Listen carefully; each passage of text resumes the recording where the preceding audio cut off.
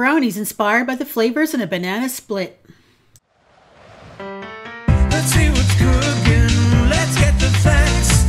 Let's see what's cooking. It's time for Yo-Yo Banks 12. Hello everyone, we're starting off in a medium saucepan with 3/4 cup of butter and 8 ounces of unsweetened chocolate. And then you're just going to cook this over medium-low heat until the butter and the chocolate are nicely melted and nice and smooth. And set that aside.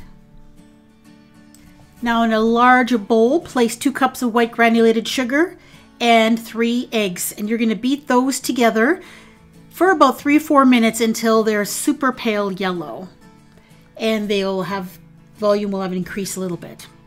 And then once you get to that point, add in a teaspoon of vanilla extract and all of the melted chocolate.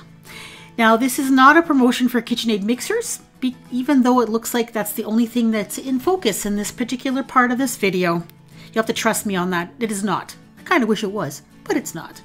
Then you're going to blend in 1 cup plus 2 tablespoons of all-purpose flour until just combined. Now stir in 1 cup of maraschino cherries that have been chopped up. And then just fold those in until it's nicely combined. Spread that brownie batter in the bottom of a 9 by 13 inch baking dish that's been well greased. And then just spread it out so that it's nice and even. And then you're going to set this aside. It's not going into the oven right away. We need to make the next layer first. Start off with 8 ounces of Happy cream cheese at room temperature.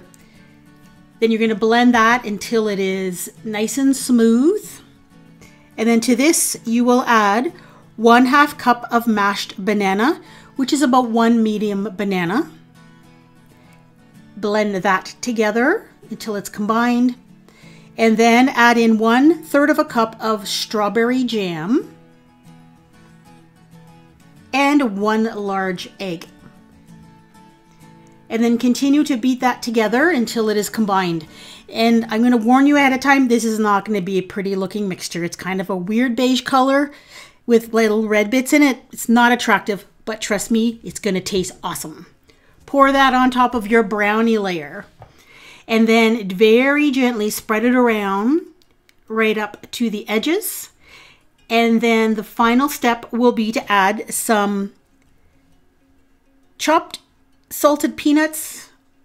The recipe asks for 1/4 cup. I actually put 1/2 cup, and I didn't put chopped peanuts. I just put like whole peanuts or half peanuts on there.